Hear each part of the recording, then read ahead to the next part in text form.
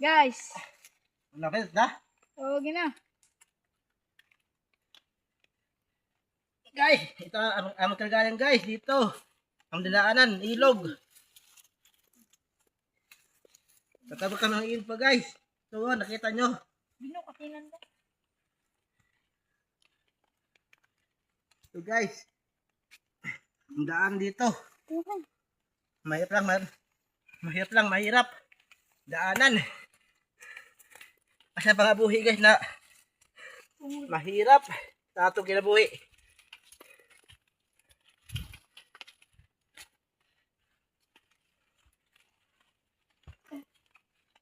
Okay guys. Ipakita ng tuloy. Ayan po dito ang tuloy. Kasi yung tulay namin walang hawakan kasi hindi inayos. Delikado. Kaya ginawa namin dahil kami natawid. Baka mahulog kami mamaya. Baka mahulog kami. Hulog.